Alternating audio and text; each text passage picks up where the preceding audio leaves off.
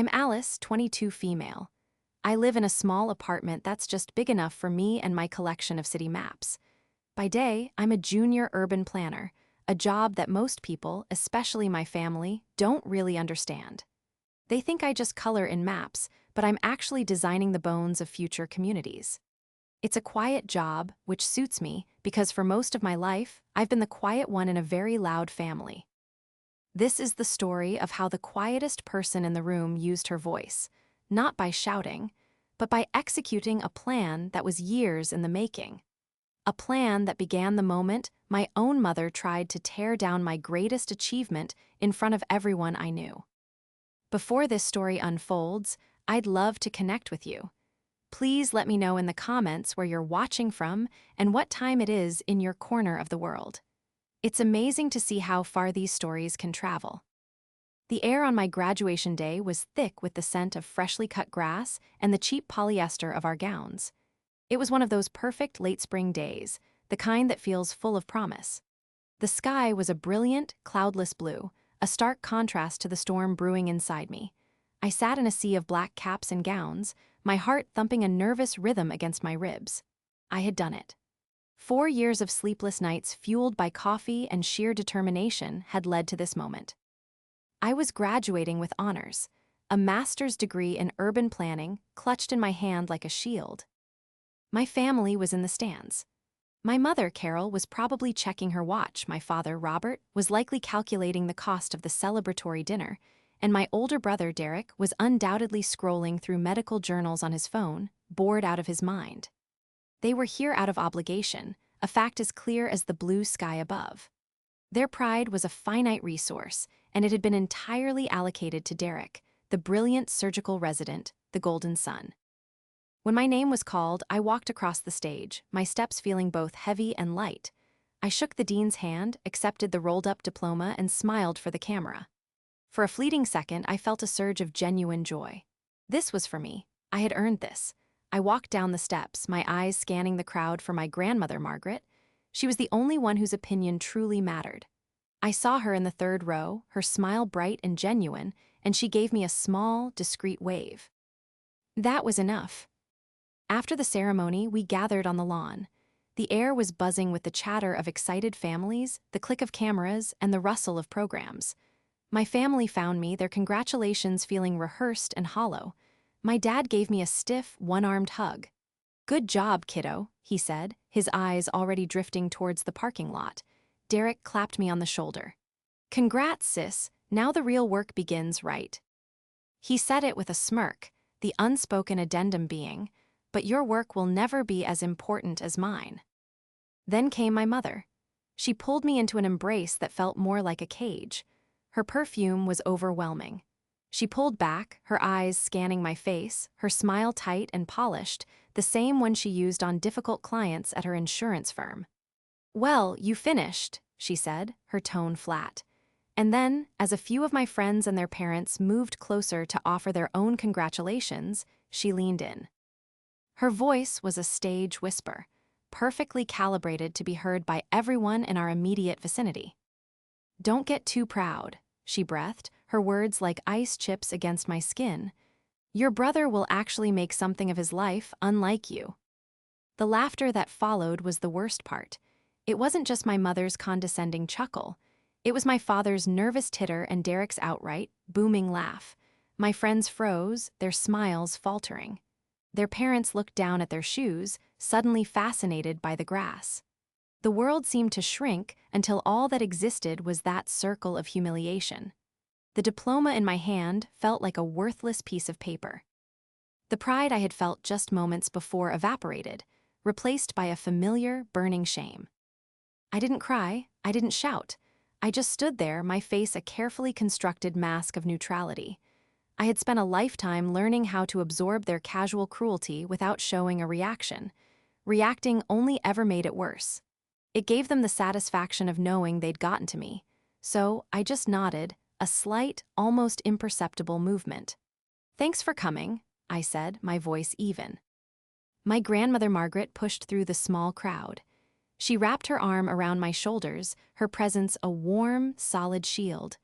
"What a ridiculous thing to say, Carol," she said, her voice sharp and clear. Alice has worked incredibly hard for this, and we are all immensely proud of her. My mother scoffed. Oh, mother, please, it's a degree in what is it again? Civic aesthetics, Derek. Is saving lives, let's keep some perspective. That was their narrative, the one they'd been spinning for years. Derek, the hero, the genius, the one destined for greatness. And me, Alice, the quiet, artsy one, the afterthought, the one who pursued a cute but ultimately useless passion. They never bothered to understand what I did. To them, urban planning was a hobby, not a career. They couldn't grasp the complex interplay of sociology, architecture, engineering, and policy that went into building the world around them. It was easier to dismiss it. It was easier to dismiss me. But as they stood there, basking in their shared mockery, they had no idea what was really going on behind my quiet smile. They didn't know that my useless degree was the key to everything. They didn't know that my thesis, the one they'd never asked to read, wasn't just an academic paper. It was a blueprint. They didn't know that for the past 2 years, my late-night study sessions weren't just about grades. They were about research, about poring over dusty zoning laws, historical property deeds, and forgotten city council minutes. They didn't know that my quietness wasn't weakness, it was observation. And I had been observing them my entire life. That whisper on my graduation day wasn't the beginning of my plan. It was merely the final confirmation that my plan was not just necessary, but righteous. As my family turned to leave, already discussing Derek's upcoming fellowship, I caught my grandmother's eye. She gave me a small, knowing wink. She was the only one who knew that my quiet work was about to make a very, very loud noise. The dagger of my mother's words had been plunged deep, but it hadn't killed my spirit. It had only sharpened my resolve. Growing up in the shadow of a golden child is a strange experience. It's like living in a perpetual eclipse. The light is always there, but it never quite reaches you. In our family, Derek was the sun, and I was the moon, only visible by his reflected glory. From the moment he was born, 2 years before me, he was destined for greatness. He spoke his first word at 8 months, read before he was 3, and excelled at everything he touched. He was athletic, charismatic, and effortlessly brilliant. My parents, Carol and Robert, treated his achievements as their own personal triumphs. Our home was a shrine to Derek. His soccer trophies lined the mantelpiece, his academic awards hung framed in the hallway, and dinner conversations revolved around his latest victory, whether it was winning the state science fair or being named valedictorian. My accomplishments, in contrast, were treated like quaint novelties. My winning a regional art competition was met with a distracted, "Oh, that's nice, dear." My perfect grades were met with, "Well, at least you're trying to keep up with your brother."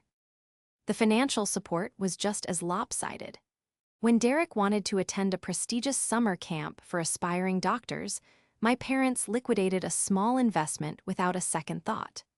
When he needed a new car to drive to his undergraduate university, a brand new sedan appeared in the driveway, a giant red bow on the hood. Meanwhile, I worked a part-time job through high school to save up for my own used car, and when I chose my state university for its top-ranked urban planning program, a more affordable option than the private colleges Derek attended, my parents acted as though they were doing me a favor by paying a fraction of the tuition. The rest, they said, would build character. It wasn't just about the money or the praise. It was about the fundamental belief they had in him and the complete lack of it they had in me.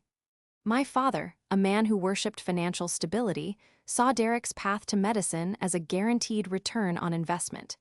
He saw my passion for urban planning as a flight of fancy, a risky venture with no clear payoff. "There's no money in making parks, Alice," he'd say, shaking his head. My mother's worship was even more intense.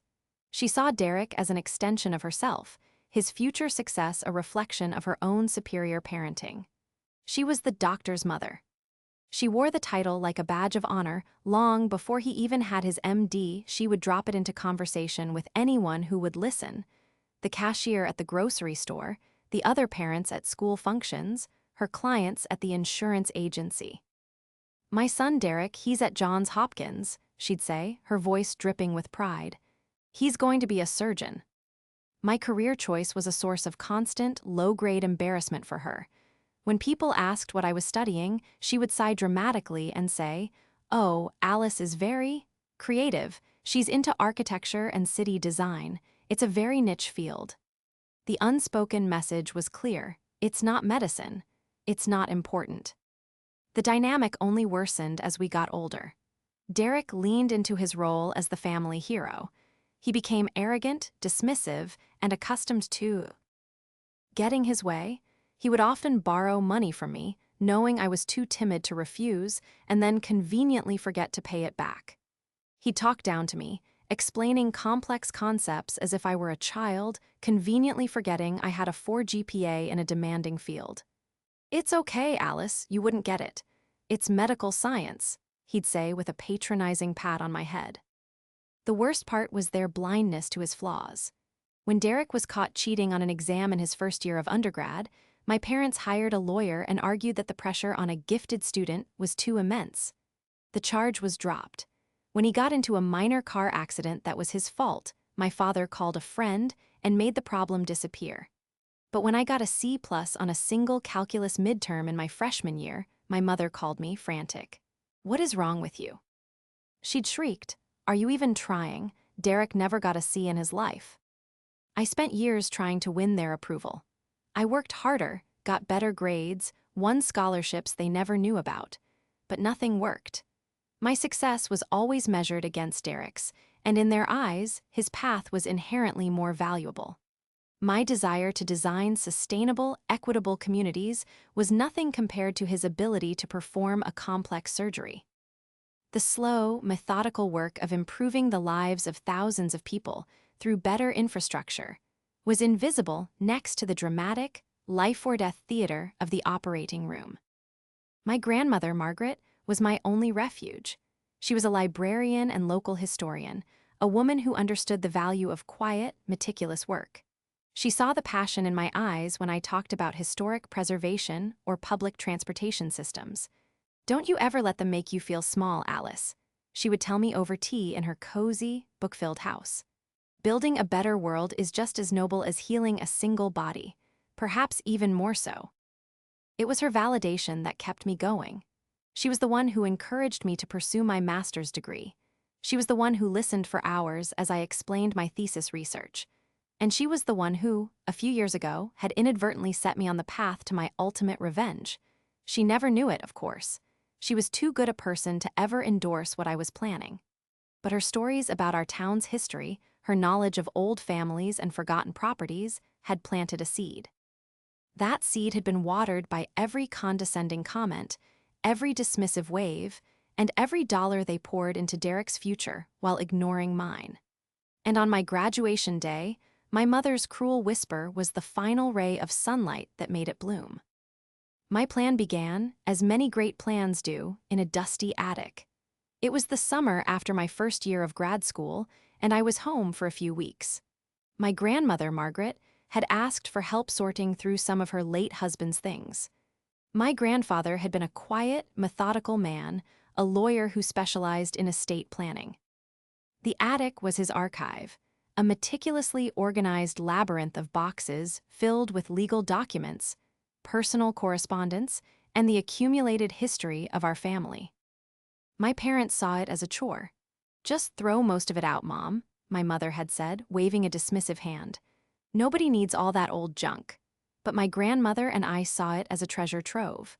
For me, it was a direct link to the past, a physical manifestation of the history I studied. We spent days up there, surrounded by the smell of old paper and cedar, carefully sifting through the layers of a life well lived. It was in a heavy, leather-bound trunk tucked away under the eaves that I found it. The trunk was labeled Family Trusts and Deeds. Inside, nestled among yellowed property records and stock certificates, was a thick manila folder with my name on it.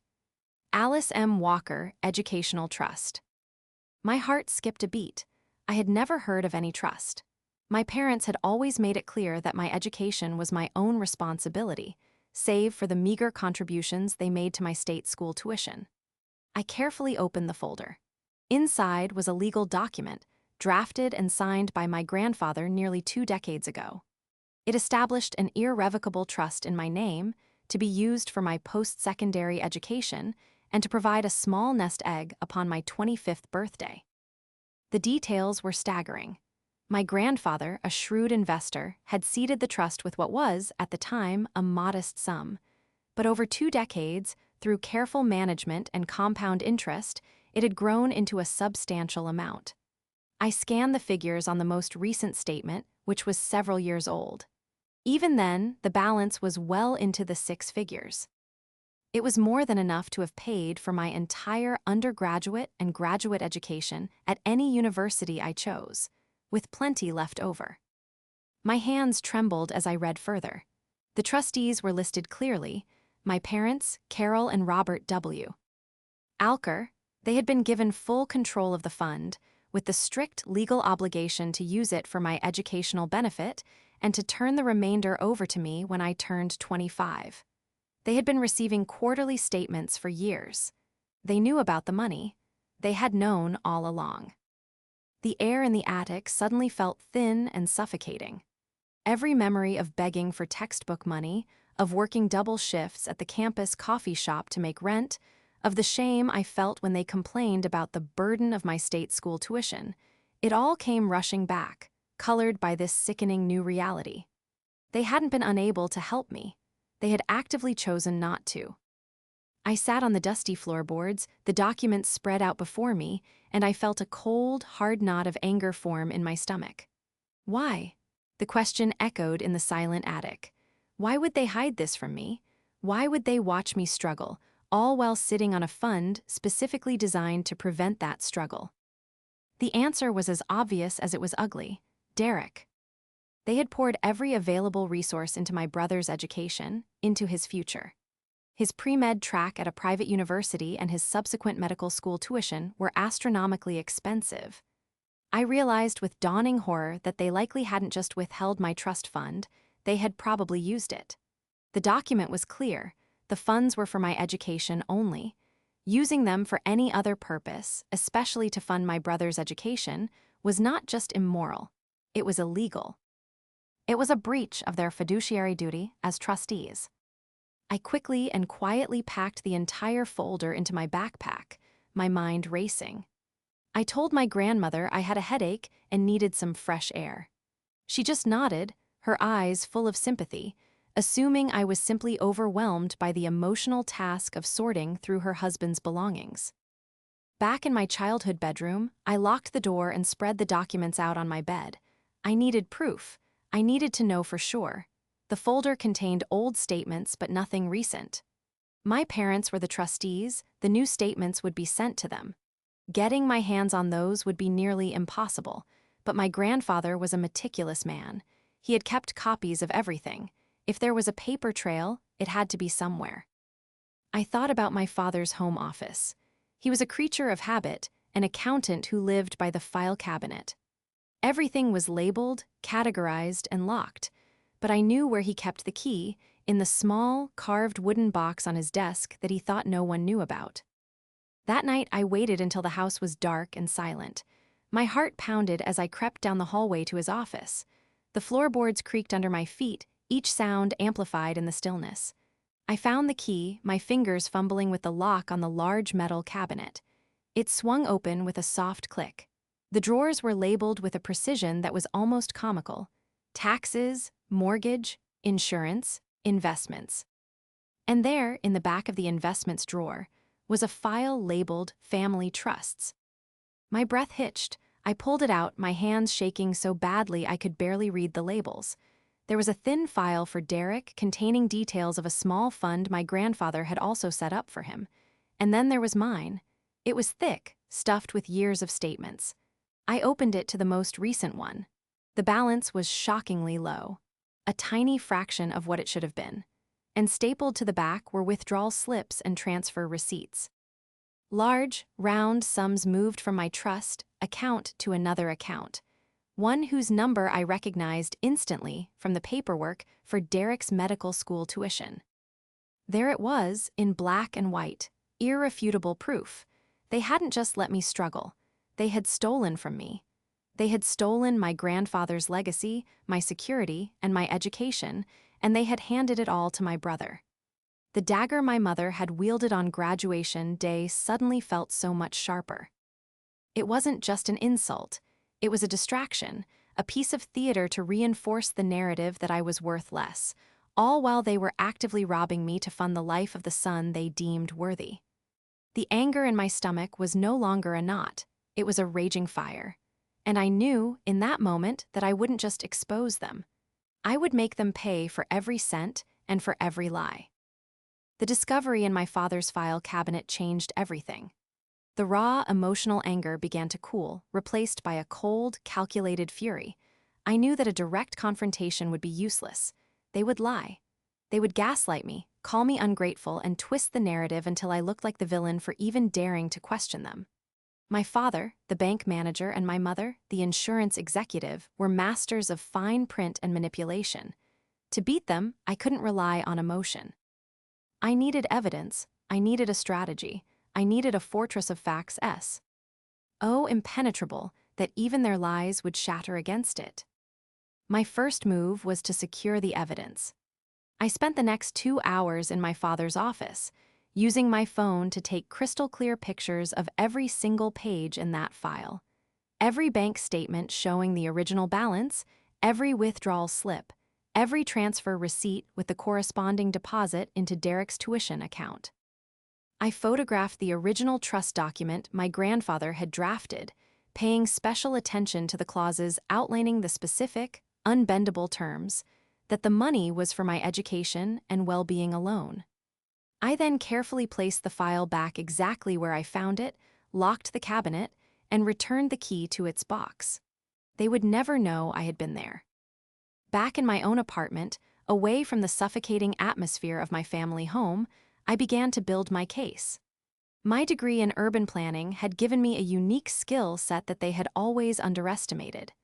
My coursework involved hours spent in city archives, poring over zoning codes, historical maps, and property deeds. I was, by trade, a professional researcher.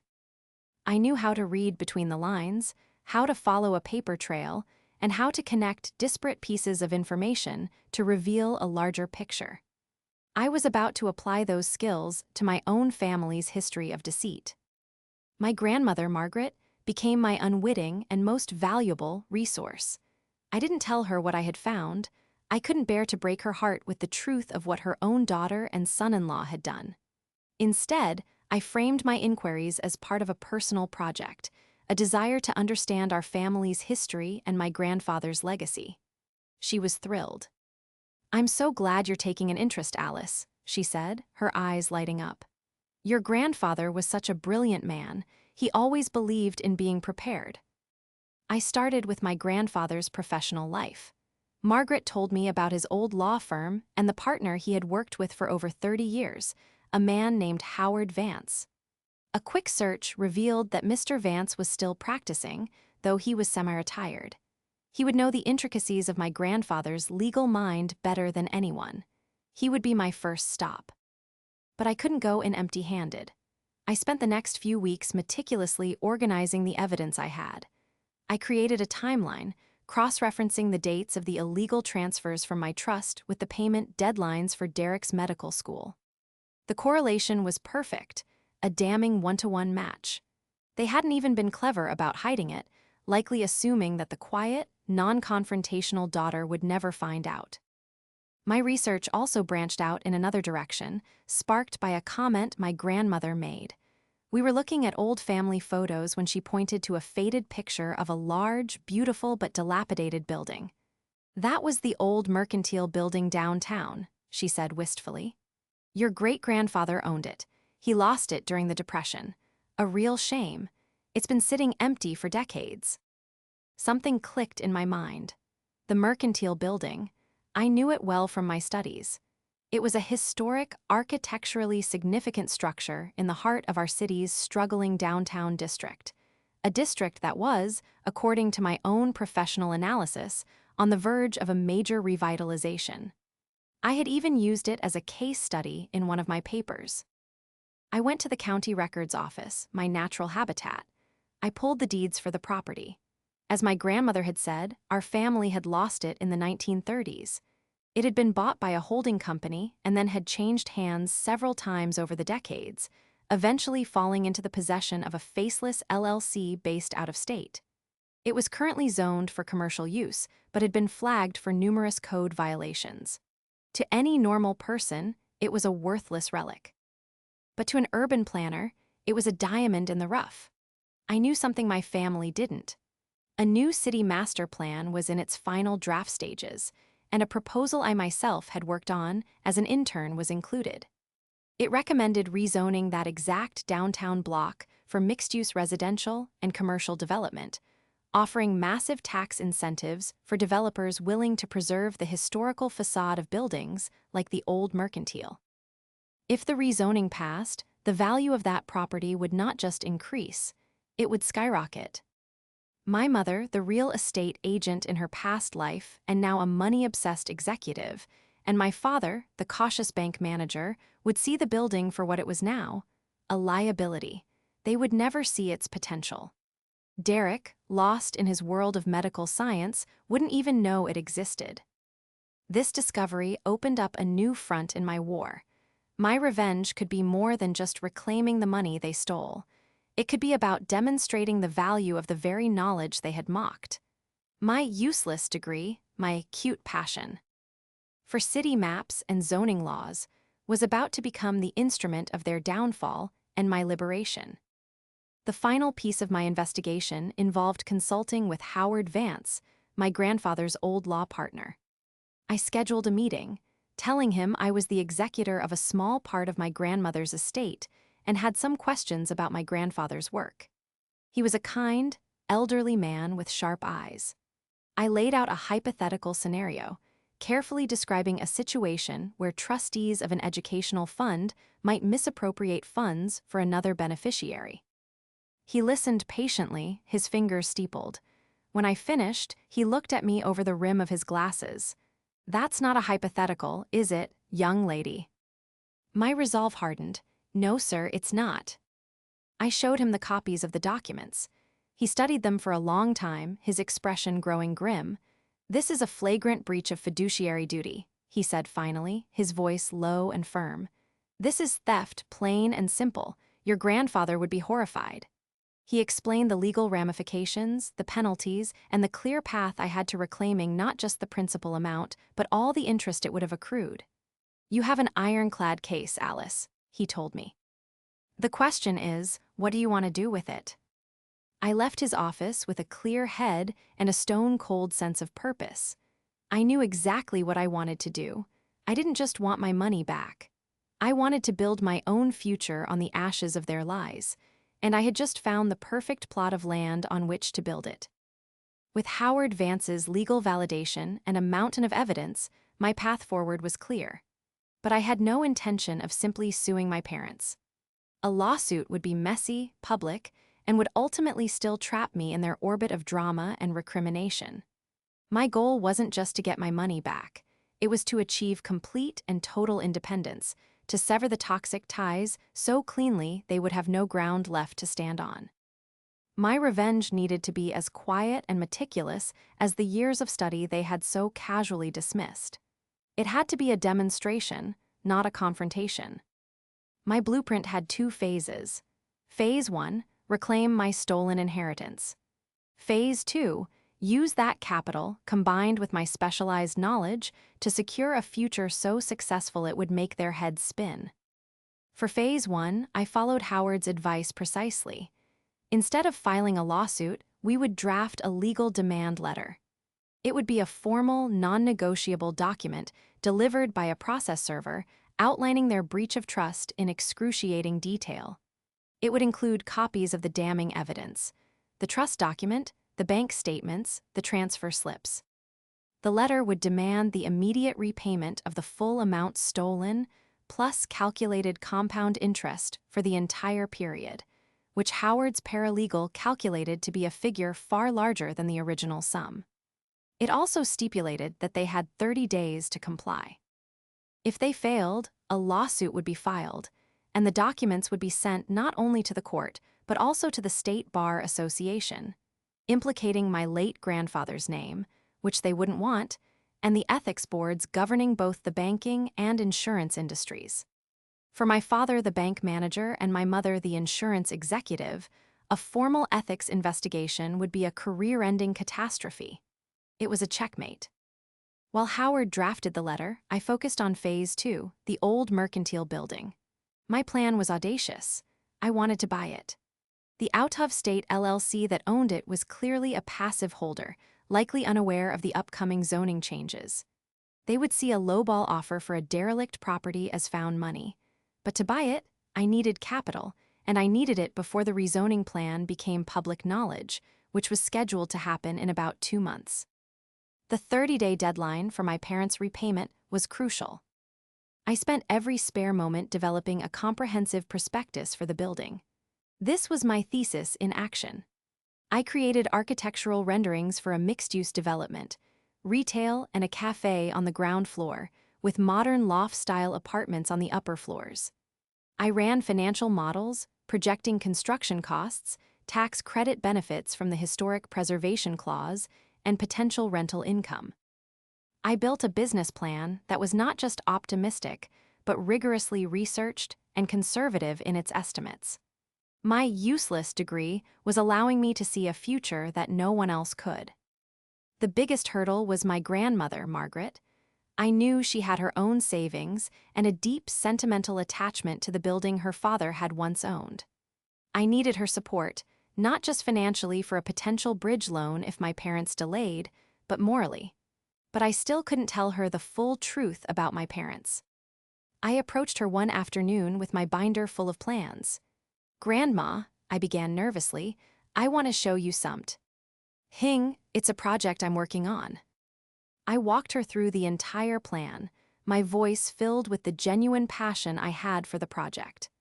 I explained the historical significance of the building, the economic potential of the downtown revitalization, and the social benefit of turning a blighted property into a vibrant community hub. I showed her my designs, my financial projections, everything. She listened intently, her sharp eyes missing nothing. When I was finished, she was quiet for a long time. "This is more than a project, isn't it, Alice?" she asked softly. I couldn't lie to her. "Yes," I said, "it's my future. I want to build something for myself, something that's entirely mine."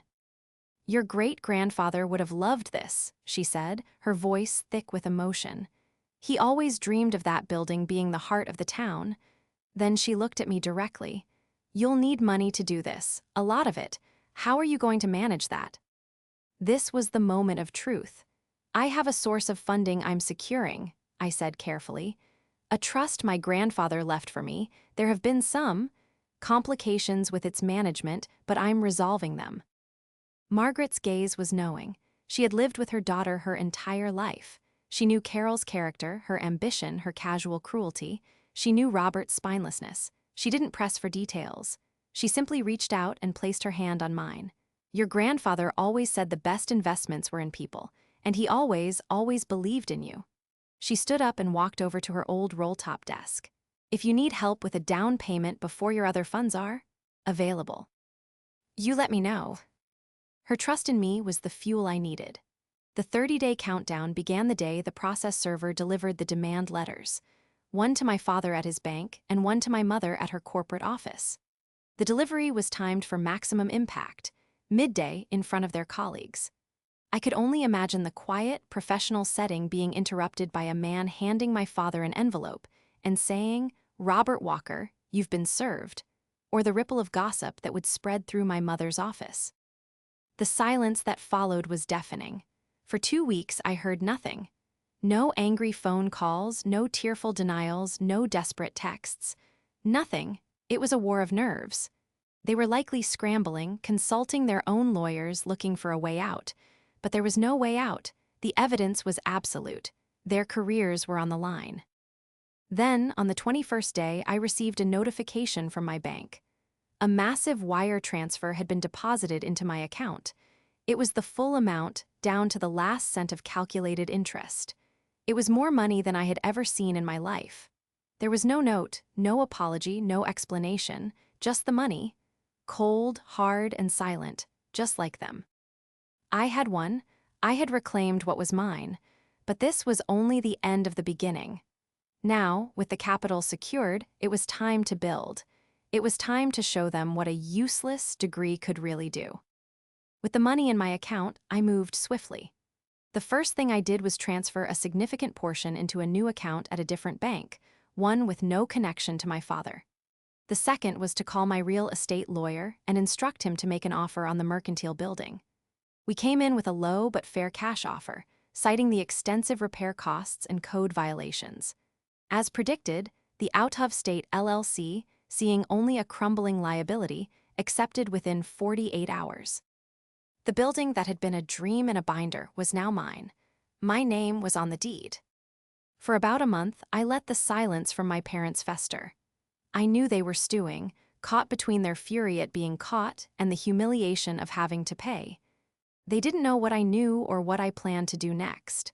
They had lost control of the narrative, and for people like them, that was the ultimate punishment.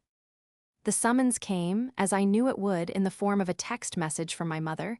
"We need to have a family meeting. My house. Sunday at 2 p.m. Don't be late."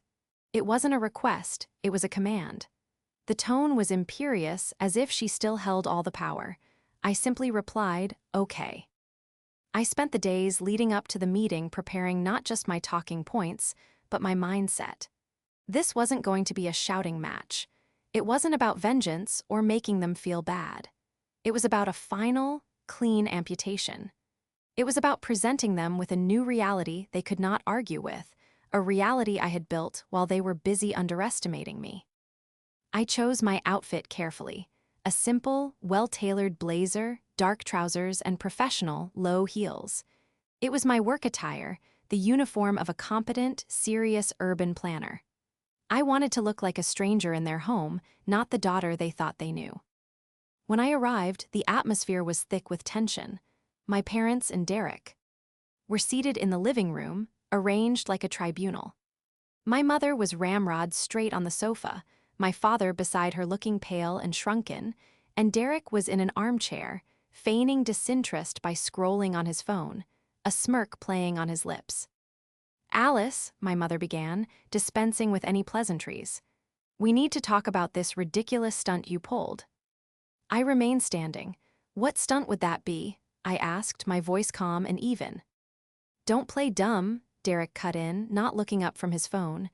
"You know what she's talking about, shaking down your own parents. Classy." "It wasn't a shakedown, Derek," I said, my gaze fixed on him. "It was the reclamation of stolen property. Specifically, the money that was taken from my educational trust, the trust my grandfather set up for me and illegally funneled to pay for your medical school tuition." Derek finally looked up, his smirk gone. "What are you talking about? Mom and Dad paid for my school." "They did," I agreed. "With my money they were legally required to use for my benefit. I have the bank statements, the transfer slips, all of it. Which is why they so wisely chose to pay it all back, with interest, rather than face a public lawsuit and professional ruin." My father flinched, refusing to meet my eyes. My mother's face was a mask of cold fury. "Your grandfather would be ashamed of you," she hissed, "airing our family's private business like that." "I think grandfather would be ashamed of trustees who violated their fiduciary duty and stole from their own child," I retorted, my voice still level. "I handled this as quietly as possible to spare you that public humiliation. You're welcome." A vein throbbed in my mother's temple. "After everything we've done for you, we gave you a home, we paid for your college. You paid a fraction of my state school tuition after complaining about the cost, all while you were sitting on a 6-figure trust fund in my name. I worked 2 jobs to make up the difference.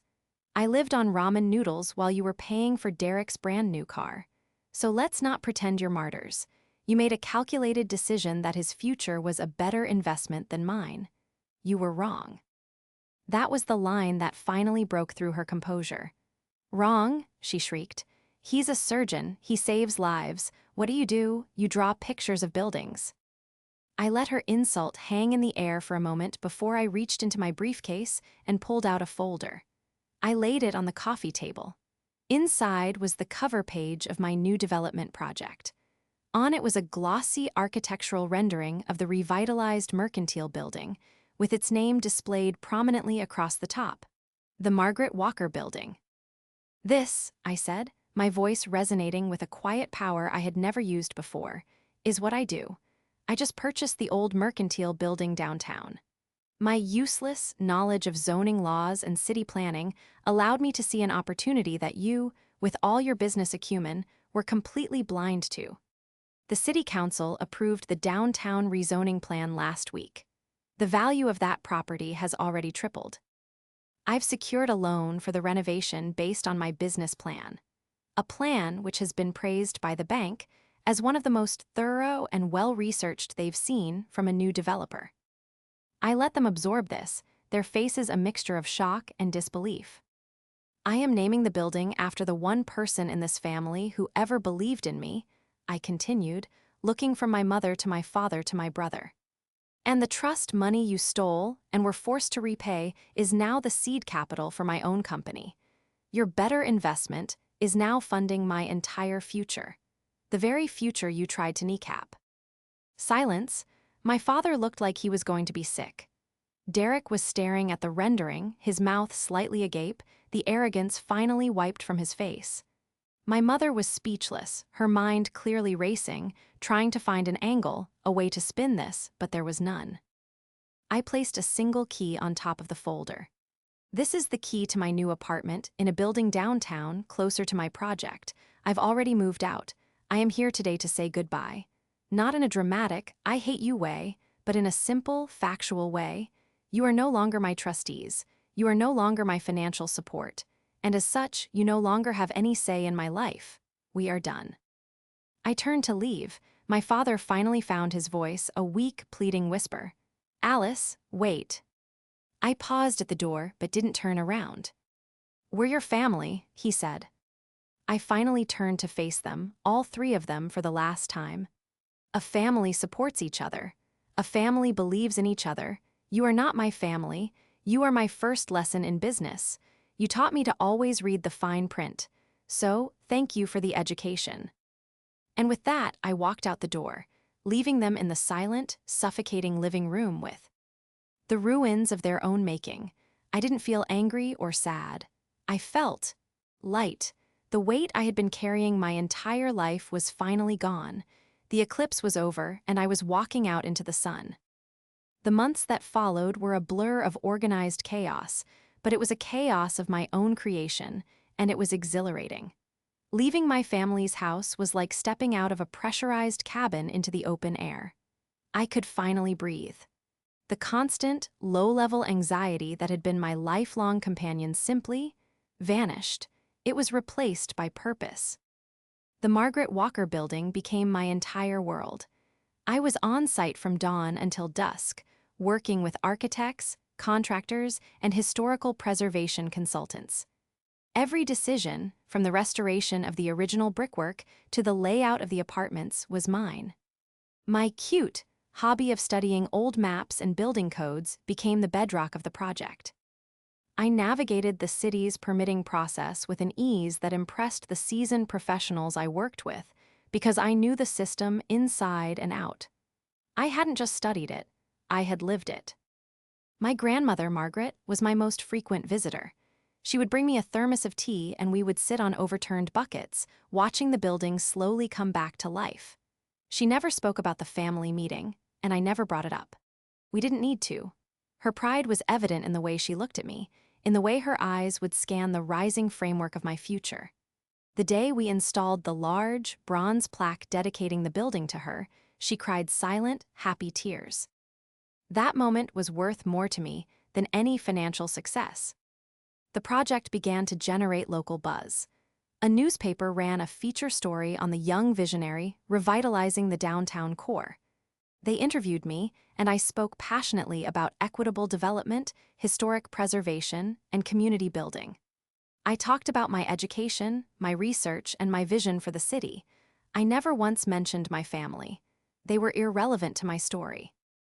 The article was a massive success, and suddenly I wasn't just a junior planner.